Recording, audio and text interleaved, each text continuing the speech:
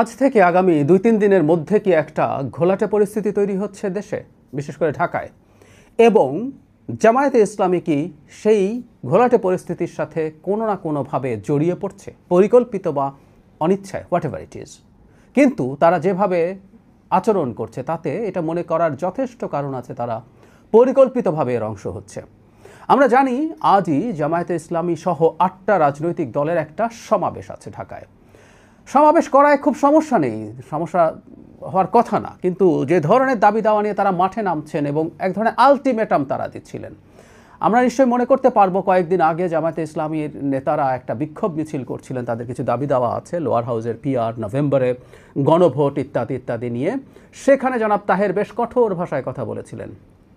তিনি হাঙ্কি পাঙ্কি চলবে না বলেছেন, তিনি বলেছেন সোজা আঙ্গুলে ঘি না উঠলে আঙ্গুল বাঁকা করবেন। তার একটা অংশ হিসেবে সেদিনই বলেছিলেন তারা 11 তারিখ চলো চলো ঢাকা চলো, ঢাকায় তারা আসবেন। আমাদের মনে রাখা দরকার আছে যে জামায়াত ইসলামী এই কর্মসূচি তখন পালন করতে যাচ্ছে যখন আওয়ামী লীগ 13 নভেম্বর, শেখ হাসিনা 13 নভেম্বর তারিখটা সিগনিফিক্যান্ট, কারণ 13 তারিখ আইসিটিতে ঘোষণা করা হবে শেখ হাসিনার মামলার রায় কবে হবে। সো এই দিনকে টার্গেট করে তাদের বিভিন্ন পর্যায়ের লোকজন আলাপ আলোচনা করছে, আহ্বান জানাচ্ছে এটা ওটা করতে। বেশিরভাগই বাইরে পালিয়ে থাকা লোকজন, আমরা নিশ্চয়ই কমন সেন্স দিয়ে বুঝতে পারি। শেখ হাসিনাও এটা নিয়ে কথা বলছেন, এটা নিয়ে আমি আলাদাভাবে কথা বলতে চাই। কিন্তু এই পরিস্থিতির মধ্যেই জামায়াতের এই সমাবেশ করাটা কতটা সুবিবেচনা প্রসূত হয়েছে সেই প্রশ্ন আসবেই, খুব ভালোভাবে আসবে। বিশেষ করে আওয়ামী লীগ এই কর্মসূচি ঘোষণার পর তাদের এই কর্মসূচিতে স্টিক থাকার ব্যাপারটা আমরা এর মধ্যেই খেয়াল করেছি। আমি গতকাল দেখলাম যে দুটো বাসে, খুব ভোরবেলা দুটো বাসে আগুন দেওয়া হয়েছে। অলরেডি এই ধরনের পরিস্থিতিও তৈরি করার চেষ্টা আছে, এবং আমরা জানি যে এই ধরনের কাজ করা খুব কঠিন না। 2-4 লোক ভাড়া করে টাকা পয়সা দিয়ে এ ধরনের ঘটনা ঘটানো যেতে পারে। এটা খুব বড় ইম্প্যাক্ট সব কিছুর উপরে না ফেললেও এটার এক ধরনের সাইকোলজিক্যাল ইম্প্যাক্ট আছে। সুতরাং কিছু কাজ তারা করছেন এবং এই ধরনের কিছু জিনিস তারা, আওয়ামী লীগের কথা বলছি, সামনে ঘটানোর চেষ্টা করতে পারেন। এই সময়ে এসে জামায়াতে ইসলামী যখন এই ধরনের একটা কর্মসূচি দেন, সেই কর্মসূচিতে কি ঘিরে প্রশ্ন উঠতে পারে, কারণ এই কর্মসূচি ঠিক সাধারণ কোনো একটা দিবস পালন বা তাদের কোনো সিগনিফিক্যান্ট ডেট নেই। এক ধরনের দাবি দেওয়া অর্জনের জন্য চাপ প্রয়োগের কর্মসূচি। তারা সরকারকে চাপ দিচ্ছেন অ্যাপারেন্টলি, মনে হচ্ছে। আমি অনেকবার বলেছি এই চাপ আসলে সরকারকে না, তারা বিএনপিকে চাপ দিতে চান, বিএনপিকে তাদের শক্তি প্রদর্শন করতে চান। কিন্তু অ্যাপারেন্টলি তারা সরকারকে চাপ দিচ্ছেন, তারা তাদের যে দুটো দাবি আছে সরকার যেন সেগুলো বাস্তবায়ন করে। এখন সমস্যাটা যেটা দাঁড়াচ্ছে, এগুলো নিয়ে রাজপথে যাওয়া, যে কোনো রাজনৈতিক দল তার শান্তিপূর্ণ কর্মসূচির মাধ্যমে রাজপথে যেতেই পারে, কিন্তু সমস্যা যেটা হচ্ছে সেটা হলো রাজপথকে সমাধানের জায়গা এই মুহূর্তে করে ফেলা সঠিক হচ্ছে কিনা। মানে এখন জামায়াতে ইসলামী যদি রাজপথে নামে, এটার মধ্যে এক ধরনের প্রভোক আছে যে বিএনপিও নামুক, সম্ভবত এটাই চাওয়া হচ্ছে। আমি আশা করি বিএনপি এই প্রভোকেশনে পা দেবে না, কিন্তু বিএনপিও তো নামতে চাইতে পারে যে আমরা এগুলো চাই না, কোনোভাবেই লোয়ার হাউসে পিআর হতে পারবে না, গণভোট নভেম্বরে হতে পারবে না এবং গণভোটের নোট অফ ডিসেন্ট থাকবে, এই দাবিতে বিএনপি যদি নেমে যায়। আমরা কে না জানি জামায়াত এবং 8 দল মিলে যা করতে পারবে, বিএনপি তার চেয়ে অনেক অনেক বেশি কিছু করতে পারবে, অনেক বেশি পরিমাণে। সো তাহলে আমরা কোন জায়গাটাকে ইন্ডিকেট করছি? সুতরাং জামাত কি এটা নামার মাধ্যমে শুধু সেটাও না, সেও কি কোনো কেওস তৈরির এজেন্ট হতে চায় যেটা রিয়াকশনে বিএনপিও নামুক? কারণ একটা বিএনপিও রাজনৈতিক দল, একটা শক্তিশালী রাজনৈতিক দল, তার শক্তি আছে, তার ইগো আছে। যখন সে ক্রমাগত চ্যালেঞ্জড হতে থাকবে, সে দেখবে জামাতের এই নামার কারণে সরকারের উপর চাপ তৈরি হচ্ছে এবং সরকার এই চাপকে দেখিয়ে জামাতের ফেভারে সিদ্ধান্ত নিতে যাচ্ছে, তখন বিএনপিও যদি মনে করে আমারও রাজপথে কিছু শক্তি প্রদর্শন করা দরকার, তাহলে পরিস্থিতিটা কেমন দাঁড়াবে?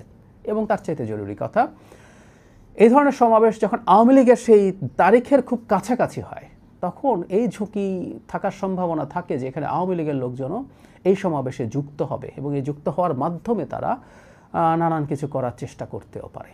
আমরা এই ব্যাপারটাকে উড়িয়ে দিতে পারি না এবং সেখানে কোনো না কোনো ধরনের কেওস তৈরির ঝুঁকি থাকে। ফলে আমি মনে করি জামাতের এই ধরনের কর্মসূচি মোটেও সুবিবেচনা প্রসূত হয়নি।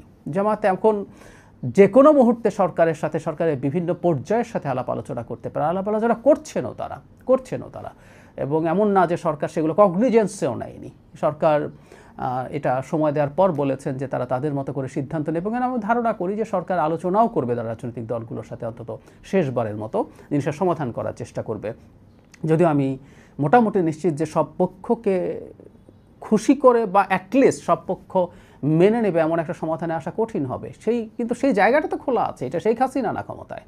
ডক্টর ইউনূসের অনেক রকম মানে ব্যর্থতা বা অনেক রকম সমালোচনা আমরা করলেও এটা আমরা করি না যে তারা জামায়াতকে কগনিজেন্সে নিচ্ছে না, বরং এই অভিযোগ আছে সম্ভবত যে জামায়াতকে প্রয়োজনের চাইতে অনেক বেশি কগনিজেন্সে নেওয়া হচ্ছে, কারণ উপদেষ্টা পরিষদে অনেকেই আছেন যারা জামায়াতের প্রতি অনেক বেশি সহানুভূতিশীল, প্রশাসনে আছেন। তো তাই যদি হয়ে থাকে তাহলে তারা মাঠে এই কাজটা কেন করছেন, এই প্রশ্নটা আসলে আমাদের করে যাওয়া দরকার হবে, বিশেষ করে আওয়ামী লীগের আশপাশের সময়ে। আমি ব্যক্তিগতভাবে মনে করি, এটা অনেকবারই বলেছি, যে আমরা এই নির্বাচন সামনে আসার আগের সময়টাতে প্রচুর খেলা চলছে, এমনকি নিরীহ যে কোনো ধরনের দাবি আদায়ের আন্দোলন, সেটা শিক্ষকদের হোক বা অন্য কোনো পেশার মানুষের হোক, ন্যায্য দাবিও যদি হয়, সেই মাঠে নামাটা প্রবলেম তৈরি করার সম্ভাবনা থাকে। সেই প্রবলেম তৈরি করাটা কেউ যদি করে থাকেন তাহলে এটা আমাদেরকে বিবেচনায় নিতে হবে যে এই অস্থিতিশীলতা দিনের শেষে বাংলাদেশের একটা সুষ্ঠু নির্বাচনের পথে ব্যারিয়ার তৈরি করে, আমাদের গণতান্ত্রিক যে ট্রান্সফরমেশনের জন্য আমরা দীর্ঘকাল অপেক্ষা করে আছি সেটাই বাধা তৈরি করে। এবং আমাদের এই কথা মাথায় রাখতে হবে, বাংলাদেশে যদি একটা সংস্কারও না হতো, যদি আমরা এভাবে বলি যে বাংলাদেশের সংস্কারের জন্য অনেক কিছু করার চেষ্টা করতে গিয়ে নির্বাচন বানচাল হচ্ছে, এটা একটা অপশন, বা নির্বাচন বানচাল হওয়ার বড় ঝুঁকি তৈরি হয়েছে, এটা একটা অপশন। আরেকটা অপশন হচ্ছে বাংলাদেশে কোনো সংস্কার হবে না কিন্তু একটা অংশগ্রহণমূলক গ্রহণযোগ্য নির্বাচন হবে, এটা একটা অপশন। আমি চোখ বন্ধ করে বলতে চাই, যারা অন্তত গণতন্ত্রের বেসিক স্ট্রাকচার বোঝেন, গণতন্ত্র কীভাবে কাজ করে বোঝেন, তাদের এটা মনে করা যথেষ্ট কারণ থাকে, বেছে নেওয়ার কারণ থাকবে, মন্দের ভালো হলেও আমরা একটা গণতান্ত্রিক নির্বাচনের মাধ্যমে গণতান্ত্রিক ব্যবস্থায় চলে যাওয়া। আমি বলছি না গণতান্ত্রিক ব্যবস্থায় নির্বাচন হলে একটা দেশ বা একটা সরকার খুবই গণতান্ত্রিক হয়ে যাবে, এর পেছনে নিরন্তর লড়াই আছে। আর আমরা এই কথা বহুবার বলেছি, এমনকি সংস্কার হলেও কাগজে কলমে ওই লড়াইটা শেষ হয় না, ওই লড়াইটা চালিয়ে যেতে হয়। ওই লড়াই ছাড়া গণতন্ত্র কখনো সাস্টেইনেবল হয় না, টেকসই হয় না।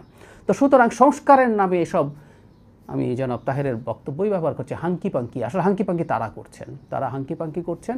এই হাঙ্কি-পাঙ্কি করা, এই আঙ্গুলকে বাঁকা করার হুমকি, আঙ্গুলকে বাঁকা করার চেষ্টা, আমি বলেছিলাম বাঁকা ওনাদের অলরেডি আছে, এই জিনিসগুলো যত বেশি তারা করতে থাকবেন তত বেশি তারা ঝুঁকি তৈরি করবেন।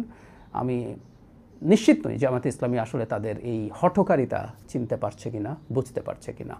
কোনো না কোনো ফর্মে জনগণ যদি জামায়াতে ইসলামীর সাথে আওয়ামী লীগের এই সো-কল্ড মুভমেন্টকে রিলেট করে, দল হিসাবে সেটা তাদের জন্য ভালো কিছু হবে না। আর আমরাও মনে করি মানে ভবিষ্যতের জন্য মাঠে যদি এই রকমভাবে জামায়াতে ইসলামী ক্রমাগত তাদের অবস্থান জানান দিতে থাকে, সেটা ঝুঁকি তৈরি করবে। কারণ তখন বিএনপিকেও প্রভোগ করা হয়, বিএনপিরও অনেক বেশি শক্তি আছে জামাতের চাইতে, সেও মাঠে শক্তি প্রদর্শনে নেমে যাক। আমরা চাই না কোনো দলই এই ধরনের কোনো কাজে নামুক, কারণ এই ধরনের মুখোমুখি পরিস্থিতি খুব বড় ঝুঁকি তৈরি করবে।